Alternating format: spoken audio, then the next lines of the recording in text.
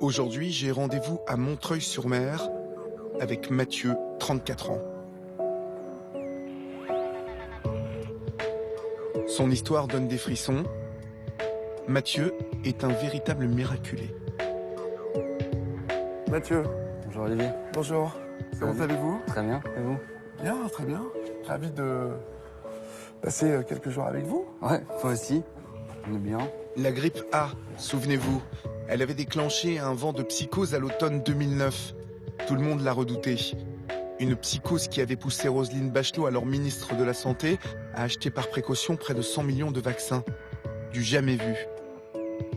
Bon Mathieu, il y a à peu près 2 ans, vous avez emmené vos enfants se faire vacciner. Ouais, Lola et Jules. Contre la grippe. Voilà, pendant cette fameuse pandémie grippale, Ouais. avec ces gymnases qui étaient organisés un petit peu partout, où on vaccinait. Quel âge Lola avait 8 ans et Jules avait 3 ans. D'accord. Donc je les emmène. Étant asthmatique, j'avais également ma prescription, donc j'y vais, mais j'étais enrhumé ce jour-là et l'infirmier qui était là me dit, bah écoute, je connaissais, hein, on me dit, reviens dans 15 jours parce que je peux pas te vacciner, il faut que tu sois guéri, ce sera mieux. Je repars et pris dans le boulot, le stress, la vie, quoi, et puis par négligence, ben je n'y retourne pas. La fin de l'hiver 2009 arrive. La pandémie s'est largement dégonflée, la panique aussi. Mathieu, jeune père de famille divorcée, mène à nouveau une vie de célibataire. Commercial gros bosseur le jour, il se transforme en fêtard invétéré la nuit. Et c'est sûrement cette mauvaise hygiène de vie qui est à l'origine du sale rhume qui le cloue au lit avec une grosse fièvre en ce mois d'avril 2010. Un matin, au réveil, Mathieu a vraiment du mal à respirer. Il appelle un copain infirmier qui vit tout près de chez lui. Le dimanche matin, l'infirmier revient une deuxième fois pour me faire une seconde injection. Et là, il juge qu'il y a un souci. Il remarque que j'ai les bouts de doigts bleutés, donc qui est un signe de manque d'oxygène dans le sang. Et si je comprends bien, c'est l'infirmier qui prend la décision. Ouais, qui dit à ses collègues pompiers qui étaient là, qui m'avaient mis le masque d'oxygène, qui leur dit, en gros, je le prends sur moi, vous l'emmenez au centre hospitalier, qui est à 10 km à peine. Hein. D'accord. Et les pompiers m'emmènent. J'arrive aux urgences. Et là, on me fait les examens de routine, prise de sang. Et au bout d'une vingtaine de minutes, je vois que ça s'affole autour de moi et on me dit qu'on va m'endormir pour me mettre un tuyau dans la gorge pour m'aider à respirer. Mais et à aucun moment, vous ne vous dites dans votre tête, voilà, je suis... Non, quand on me dit qu'on va m'endormir, on me dit là, bon, je connais un petit peu la vie quand même, et je me dis, bon là, c'est quand même sérieux, on prend pas la décision d'endormir quelqu'un. Voilà, donc on m'endort, on me demande de passer un dernier coup de fil, c'est un peu dramatique quand même, mais un coup de téléphone, et j'appelle ma maman pour lui expliquer. Je peux pas trop finir la conversation, je m'en souviens bien, c'est une infirmière qui est autour de moi, qui continue, et là je me sens partir. Et que se passe-t-il ensuite? Donc c'est mes proches qui me l'ont raconté. Donc on diagnostique le virus H1N1. Donc là c'est la panique, ça n'existe plus à cette période. Donc c'est un plan d'urgence, enfin pas un plan d'urgence, mais on met mes proches en quarantaine. Mais tout ça, bon, c'est que des choses qu'on m'a racontées. Hein. Donc je suis pas stabilisé, ça se dégrade toute la nuit. Donc le lendemain matin, je suis transféré à Lille avec des SAMU et surtout avec, je dis bien avec des SAMU, avec 2 SAMU, puisque je suis branché sous circulation extracorporelle, c'est-à-dire que on m'oxygène le sang à l'extérieur de mon corps. Donc là, vous êtes dans un état plutôt critique. Ah, critique, oui. Pronostic vital engagé. Les parents de Mathieu débarquent au CHU de Lille. Avant ce drame, entre les parents et le fiston, ça n'était plus vraiment ça. Trop fêtard, trop débridé pour eux, ils s'étaient éloignés les uns des autres, jusqu'au point de ne plus se voir que très rarement. Et tout d'un coup, devant la gravité de la situation, ils prennent conscience qu'ils ne le reverront peut-être plus jamais vivant. On arrive à Lille, réanimation, et on est reçu par les spécialistes, les internes, les médecins. Et là, on vous remet dans une salle. Vous attendez à nouveau. Ah, ça c'est les moments les plus, pas les plus les plus pénibles, mais les moments où ça marque énormément quand on vous met autour d'une table, qu'on vous regarde dans les yeux et qu'on vous dit, bon, vous savez, il faut pas espérer, hein, vous savez, c'est extrêmement grave, il y a peu de chances de s'en sortir. Vous aviez l'impression à ce moment-là qu'on vous préparait tout à fait, au décès de Mathieu. Absolument. Ouais. On nous a donné un sac avec un inventaire et un sac avec tous ses vêtements. Voilà, là c'était fini. Il était en chemise et puis c'était affreux. À chaque instant, la famille vit dans la crainte du dernier souffle de Mathieu, qui va finir par plonger dans un profond coma. C'est le début d'un trou noir qui va durer près de 70 jours. Ses parents, très affectés, ne désarment pas. Pas un jour ne s'écoule sans qu'ils ne soient au chevet de leur fils. Quelle attitude vous aviez, vous, vis-à-vis de Mathieu? Parce que vous étiez tous les jours à l'hôpital. On était à côté de lui. Vous lui parliez, vous le touchiez. Caressé, on le Quand on massait. pouvait le voir, parce que bon, il y a des moments... mais bon, pour nous, c'était important de lui tenir la main, de lui parler. On essayait de lui faire passer un peu d'énergie. On s'accroche à tout. Hein. Cette présence, elle a été capitale? Bien sûr. Même le personnel hospitalier, du coup, ils se sont trouvés entraînés par nous. On s'est vraiment tous donné de la force. Maintenu dans un coma artificiel, l'état de santé de Mathieu va encore se dégrader. Le virus H1N1 est stoppé, mais de multiples infections ont pris le relais. Pour ses proches, c'est un véritable cauchemar. Pourtant, son organisme lutte et résiste. Mathieu se bagarre contre la mort. Vous avez découvert quelque chose que vous ignoriez chez votre fils, ce courage, cette force? C'est une question à la fois délicate et embarrassante. Parce que bon, Mathieu, c'est notre fils qu'on avait un peu perdu par sa vie qui n'était pas validée par moi et qui n'était pas notre vie d'ailleurs. Mathieu, il aime le monde. Il aime s'amuser, il aime la fête, quoi. Ouais. Et bon, il était quand même parti un peu loin. Il s'était un peu égaré. Un peu égaré, un peu écarté de la famille aussi. Hein. Et suite à ça, bien sûr, cette maladie, on l'a tellement... Le jour, la seconde où Mathieu est tombé, pour moi, il n'y avait pas de dire t'as pas été sympa avec moi. Écoute, hein, après tout, tu vas payer. Non, pas du tout. C'était très fort. Ouais. De voir son fils dans cet état-là. Et c'était très fort sans doute de le voir batailler comme pour moi, c'était le perdre 2 fois. Le perdre avant, parce que on n'avait plus de contact et par la maladie. Ouais. Au bout de 2 mois, son état ne s'est toujours pas amélioré. L'équipe médicale est formelle, il n'y a plus d'espoir. La famille donne alors son feu vert pour débrancher la machine qui oxygène son sang. Ses proches se préparent à la fin. Inerte et endormi, Mathieu aurait-il entendu cette conversation qui s'est déroulée dans sa chambre? Donc en fait, le cauchemar, c'est vraiment votre famille proche qui le vit. Vous, pendant ce temps-là, vous dormez. Oui. Mais au bout de 70 jours, vous vous réveillez. Oui. Est-ce que vous avez souvenir de ce jour? On prévient mes parents qu'on va débrancher cette machine parce qu'apparemment, ça ne sert plus à grand-chose. Ça veut dire quoi? Ça veut dire que clairement, on annonce à vos parents que vous êtes condamnés? Mes parents le prennent comme ça, oui. D'arrêter? Oui. Et je me réveille la veille de... Enfin, je reviens à moi où je donne des signes de vie, de conscience, la veille de ce débranchement prévu. Voilà. C'est incroyable. Le jour des 4 ans de mon fils, de Jules.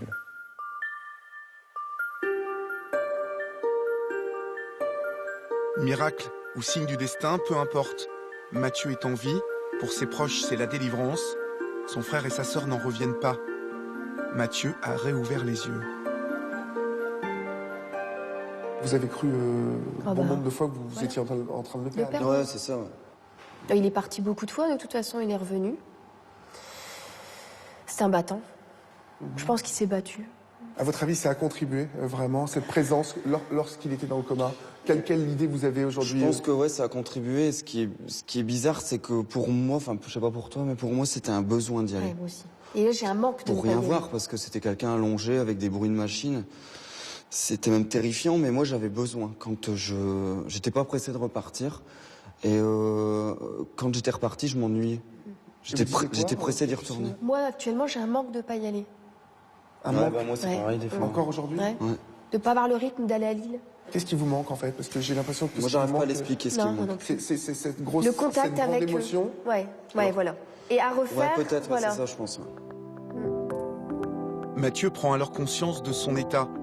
Son corps est totalement paralysé par les effets du curare. Il a perdu 30 kilos, il se nourrit grâce à une sonde et respire artificiellement.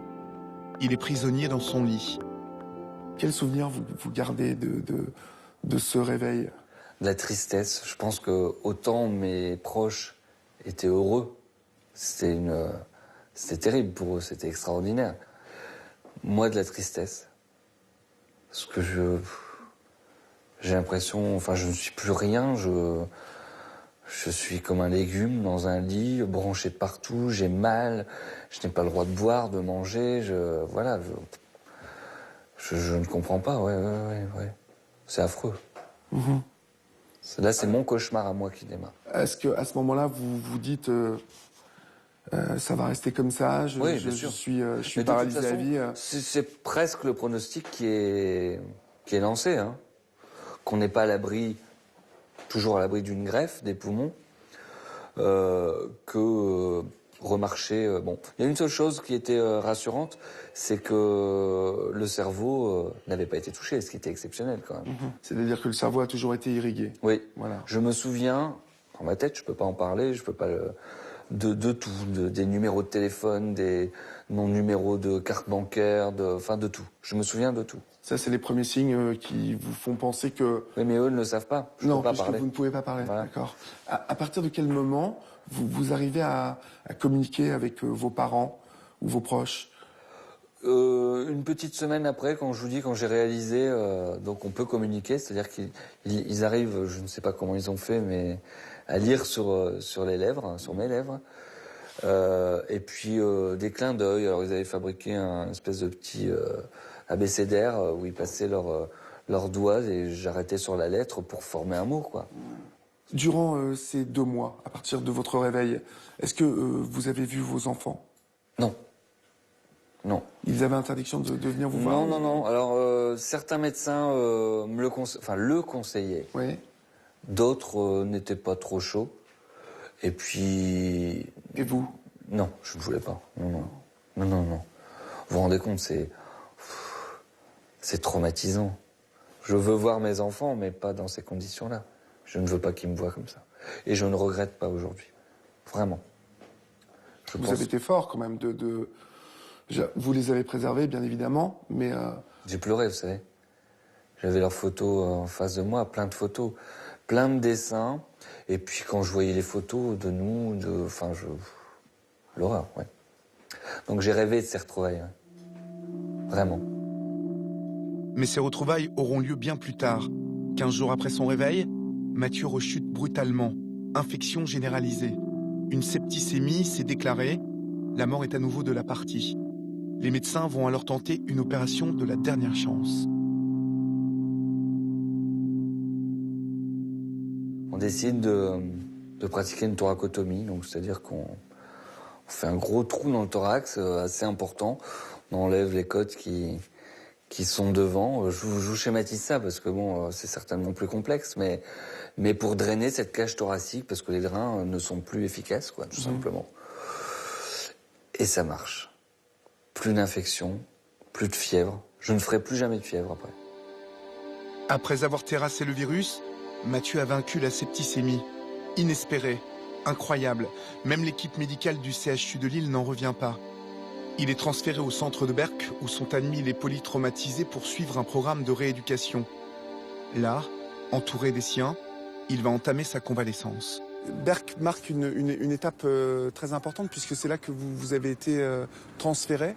Je suis arrivé ici par les airs en hélicoptère. On s'est posé sur le tarmac là-bas de l'hôpital et la première chose que j'ai vue, alors il faut quand même resituer les choses, j'étais sur un brancard dans un hélicoptère médicalisé bien entendu du SAMU et branché de tous les côtés, ne pouvant bouger et la première chose que j'ai vue quand ils ont ouvert les portes, j'ai pu tourner les yeux et voir la mer. Et faisait exactement le même temps qu'aujourd'hui. Voilà. Ah ouais. Ouais. Où vous parlez de ce centre comme une résurrection. Ouais, c'est vous mon employez, lieu de... vous employez ce mot-là, résurrection. Oui, Pourquoi oui. résurrection? Parce que on ne se rend pas compte quand on vit tous les jours, normalement, comme vous, comme plein d'autres, que de respirer, marcher, bouger, pouvoir saisir quelque chose avec ses mains, manger, boire, enfin voilà les choses de la vie. Et on les oublie en fait au quotidien. On oublie que c'est si important. On s'en rend plus compte. Normal, hein, c'est tout à fait normal. Donc voilà, ici, je réapprends, j'ai le bonheur parce que quand vous n'avez pas mangé, j'étais nourri, mais pas mangé. Ouais.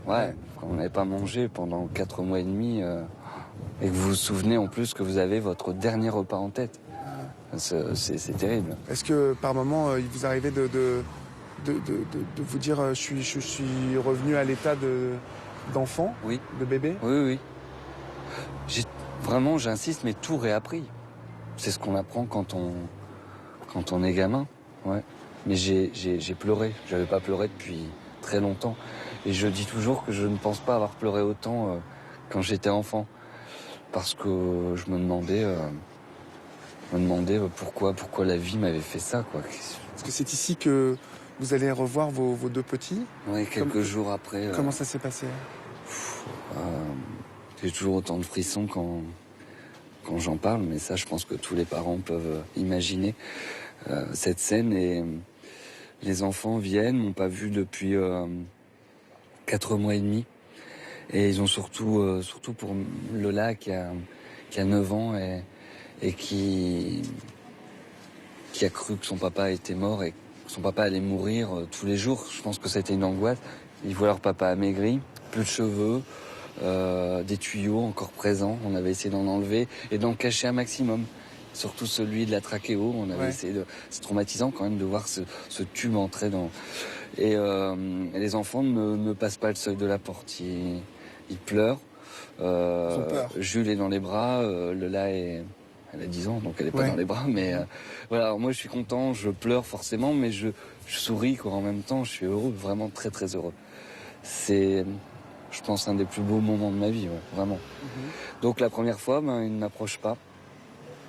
Et le lendemain, on renouvelle. Et là, Jules, on le pose sur mes genoux. Et Lola vient et me parle, toujours en pleurant. Et c'est extraordinaire, c'est un bonheur intense. Ouais. En 2 mois, au prix d'efforts immenses et intenses, Mathieu va retrouver son corps d'avant, récupérer ses muscles, reprendre les 30 kilos perdus et faire preuve d'un mental d'acier qui le surprend lui-même. Mais sans le soutien inconditionnel de sa famille, il n'aurait certainement pas surmonté cette épreuve.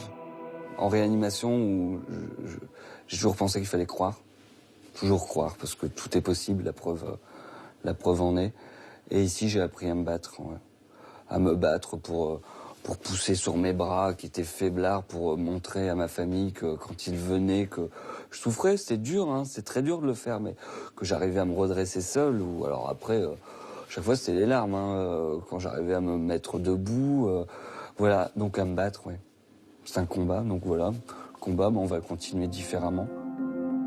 Aujourd'hui, Mathieu n'est plus tout à fait le même homme. Cette expérience aux portes de l'au-delà l'a radicalement transformé. Mathieu a retrouvé une complicité avec ses parents.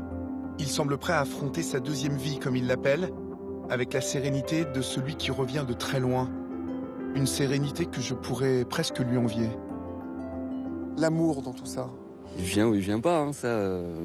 C'est pareil pour tout le monde, sauf que à partir du moment où physiquement vous êtes affaibli, c'est peut-être plus compliqué. Moi, dans mon cas, ça l'a pas été parce que j'ai eu la chance de rencontrer quelqu'un qui a été très touché par ce qui m'est arrivé. Et... C'est-à-dire que c'est quelqu'un que vous avez rencontré un peu grâce à tout ce qui vous est arrivé? Oui, on peut le dire, oui. Comment ça Disons qu'on passé, s'est trouvé toujours avec cette page Facebook qui existait. Donc la page Facebook Déconne pas Mathieu, faite par vos copains. J'ai rencontré Mélanie que je connaissais déjà, de vue, de nom. Et voilà, grâce à cette affaire, on a eu l'occasion de se retrouver. Et je suis vraiment très heureux, elle m'apporte énormément. si cette grippe H1N1 n'était pas passée par là, est-ce que vous y pensez à ça parfois? Je serais passé à côté de tout ce bonheur. Ouais. Vraiment. Donc c'est assez incroyable. C'est une chance, un don du ciel, un cadeau du ciel. C'était votre route en tout cas. Oui. Mathieu a plein de projets. Il écrit aujourd'hui un livre sur son histoire. Il va créer une société avec son père, quelque chose d'inconcevable il y a encore quelques mois. Au moment de le quitter, je ressens que de tout ce cauchemar, c'est tout un clan qui est né. Une véritable famille où chacun semble avoir acquis une notion qui échappe encore à beaucoup d'entre nous et que l'on appelle le bonheur.